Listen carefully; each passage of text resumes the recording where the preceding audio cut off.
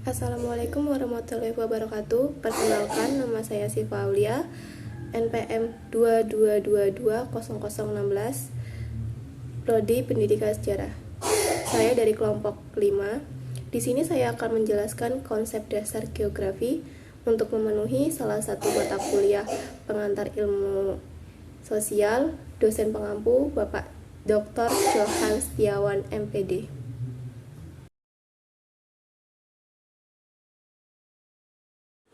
Konsep dasar geografi.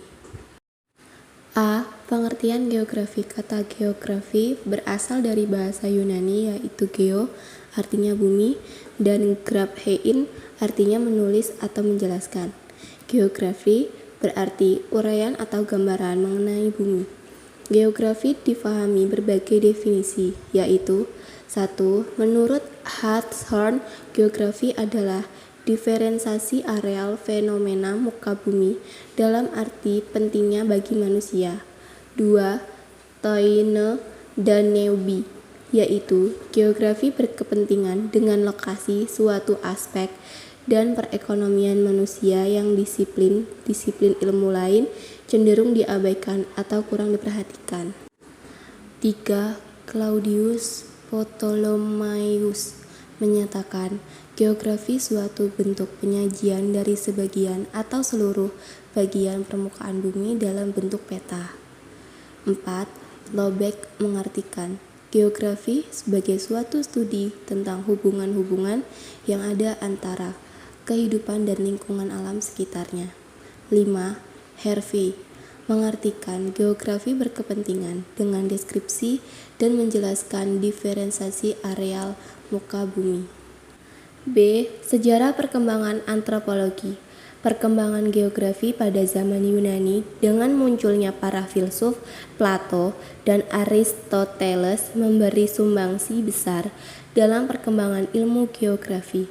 Salah satu tokoh yang memiliki pemikiran radikal lain adalah Aristarchus.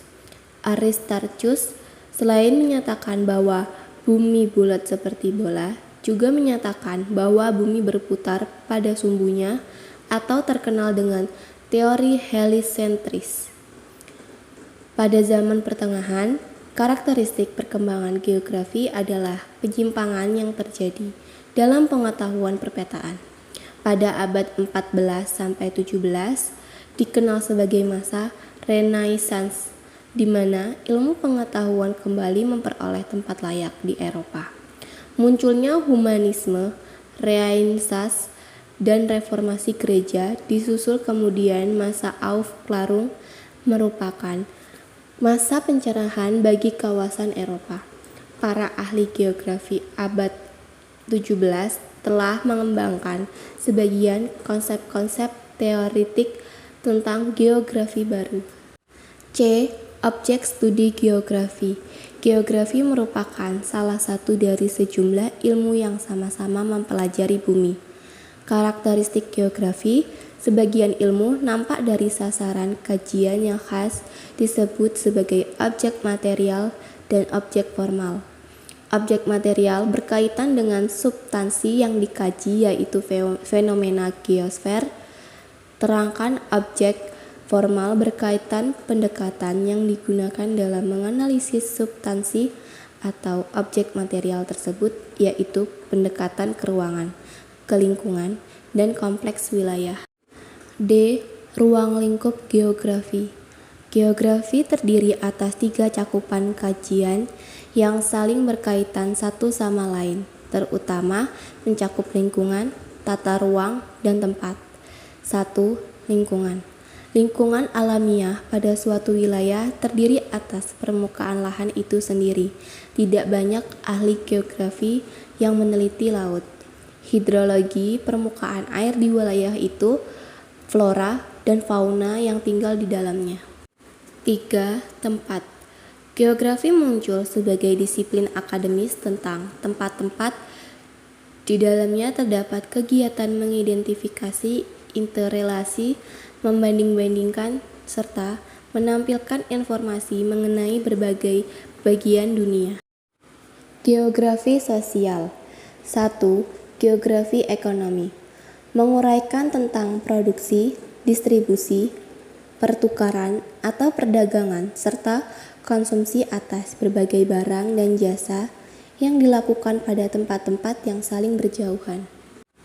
2. Geografi politik menekankan bahwa teritorial ditafsirkan sebagai hubungan mendasar antara kedaulatan negara dengan tanah air nasional yang terletak di jantung legitimasi dan praktik negara modern. 3. Geografi urban berkaitan dengan sifat-sifat tata ruang kota kecil dan besar dan berbagai cara yang mempengaruhi atau dipengaruhi oleh proses fisik, demografi, ekonomi, sosial, budaya, dan politik. 4. Geografi sejarah. Sebagai sejarah, pemikiran geografi, perkembangannya telah berlangsung sejak lama, pada abad ke-19 dan awal abad ke-20. Istilah ini biasa dipakai berkenaan dengan sejarah eksplorasi dan penemuan, pembuatan peta dunia, dan perubahan batas-batas politik dan administrasi. Ada 4 pendekatan dalam geografi sejarah menurut pernyataan Darby dalam bukunya Historical Geography, yaitu 1. Keadaan geografi masa lalu, terutama perbandingan keadaan geografis suatu daerah secara horizontal di masa lalu. 2. Perubahan lanskap, terutama tema-tema transformasi lanskap yang bersifat vertikal. 3. Masa lalu yang dijelaskan dari keadaan geografisnya di masa sekarang. 4. Sejarah yang bersifat geografis, terutama penyelidikan mengenai pengaruh kondisi-kondisi geografi atau keadaan lingkungan demokrasi. 5. Geografi populasi sebenarnya merupakan suatu istilah yang sulit dibedakan antara geografi populasi dengan geografi itu sendiri. Namun, secara sederhana, menurut Watts, bagian geografi dapat dibedakan tentang karya para ahli geografi yang terfokus pada penyebaran populasi, dengan karya yang berusaha memahami faktor-faktor yang mempengaruhi variasi dalam penyebaran tersebut. Berdasarkan data riset yang dilaksanakan tahun 1990-an, masalah riset pokok yang dihadapi para ahli geografi populasi dapat diklasifikasikan sebagai berikut. 1. Pemetaan kecenderungan kontemporer dalam distribusi populasi serta ciri-cirinya seperti usia, pola hidup, pendidikan, pekerjaan, dan lain-lain. 2. Populasi, pembangunan, dan sumber daya. 3. Pembentukan dan akibat dari perubahan populasi jangka panjang. 4. Geografi sosial dari populasi yang tersingkir dan terpinggirkan seperti kepedulian terhadap para pengungsi, tunawisma, dan lain-lain. 6. Geografi sosial merupakan sebuah subdisiplin dari geografi sebagai sebuah objek yang mengaitkan ilmu-ilmu sosial dengan ilmu-ilmu alamiah, serta meliputi topik-topik mulai dari tektonik sampai psikoanalisis. 7.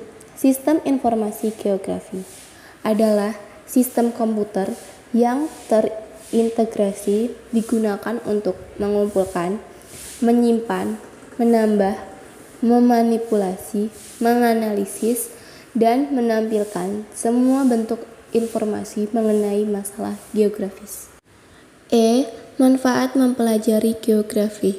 Setiap lapisan yang dipelajari dalam geografi, baik atmosfer, hidrosfer, biosfer, litosfer, maupun antroposfer, selalu mengandung hakikat nilai atau manfaat. Berkenaan dengan itu, secara sederhana dapat dikemukakan bahwa nilai guna geografi menurut Alfandi mencakup 3 hal, yaitu 1. Subjektivisme, yaitu kegunaannya bagi manusia. 2. Objektivisme logis, yaitu yang bersifat empiris baik melalui hasil percobaan, pengukuran. 3. Nilai etika dan estetika yang berkenaan dengan interaksi manusia dengan lingkungannya. F. Hubungan geografi dengan ilmu-ilmu sosial lainnya. Sebagaimana halnya ilmu-ilmu sosial lainnya, geografi memiliki peran baik sebagai ilmu maupun sebagai alat untuk memecahkan masalah manusia. 1. Hubungan sejarah dengan geografi. Hubungan ini dapat dilihat dari suatu aksioma bahwa setiap peristiwa sejarah senantiasa memiliki lingkup temporal dan spasial atau waktu ruang. 2. Hubungan geografi dengan ilmu politik. Hal itu tampak dari beberapa faktor yang menyangkut geografis, seperti bentuk daratan, perbatasan dengan negara lain, kepadatan penduduk, kesuburan dan kandungan mineral yang dimilikinya maupun letak wilayah. 3. Hubungan ilmu geografi dan antropologi. Geografi atau ilmu bumi itu mencoba mencapai pengertian tentang alam dunia ini dengan memberikan pelukisan tentang bumi serta ciri-ciri dari segala macam bentuk hidup yang menduduki muka bumi, seperti flora dan fauna. G. Konsep-konsep geografi. Dalam seminar dan lokarya Geografi di Semarang, disepakati adanya 10 konsep esensial geografi untuk diajarkan pada pendidikan dari tingkat dasar sampai dengan menengah, yaitu 1. Konsep lokasi. Terdapat 2 pengertian lokasi, yaitu lokasi absolut dan lokasi relatif. 2. Konsep jarak. Dalam kehidupan sosial ekonomi, jarak memiliki arti penting dalam geografi. Jarak dapat diukur dengan 2 cara, yaitu jarak geometri dinyatakan dalam satuan panjang km dan jarak waktu yang diukur dengan satuan waktu atau jarak tempuh. 3. Konsep keterjangkauan. Sulit atau mudah-mudahnya suatu lokasi untuk dapat dijangkau dipengaruhi oleh lokasi, jarak, dan kondisi tempat. 4. Konsep pola. Pola merupakan tatanan geometris yang beraturan. 5. Konsep geomorfologi. Geomorfologi adalah ilmu yang mempelajari tentang bentuk permukaan bumi. 6. Konsep aglomerasi. Aglomerasi merupakan kecenderungan pengelompokan suatu gejala yang terkait dengan aktivitas manusia. 8. Konsep nilai kegunaan. Nilai kegunaan suatu sumber bersifat relatif. 9. Konsep interaksi interdependensi. Interaksi merupakan terjadinya hubungan yang saling mempengaruhi antara suatu gejala dengan gejala lainnya. Keterkaitan antara suatu fenomena dengan fenomena lainnya merupakan suatu konsep keterkaitan keruangan.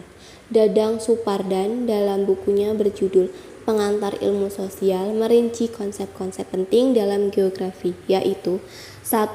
Tempat. Tempat merujuk pada suatu wilayah di mana orang hidup berada. 2. Sensus penduduk. Sensus merupakan salah satu kegiatan statik untuk mengumpulkan informasi mengenai perumahan, sektor manufaktur, pertanian, industri, pertambangan, dan dunia bisnis.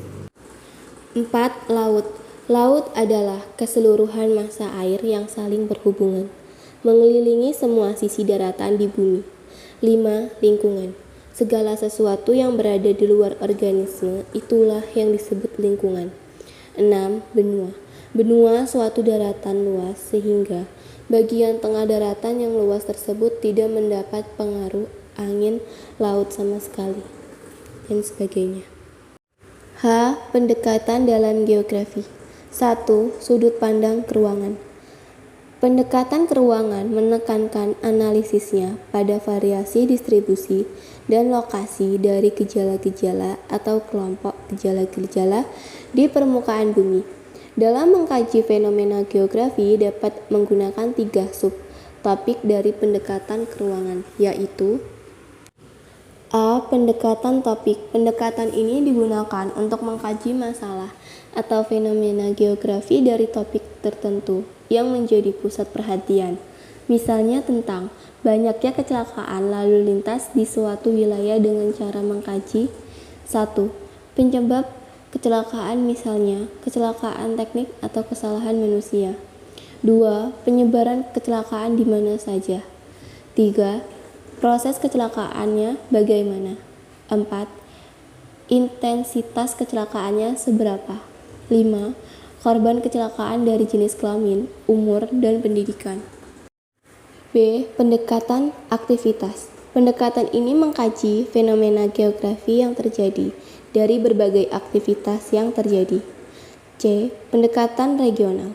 Pendekatan ini mengkaji suatu gejala geografi dan menekankan pada region sebagai ruang tempat gejala itu terjadi. 2. Sudut pandang kelingkungan.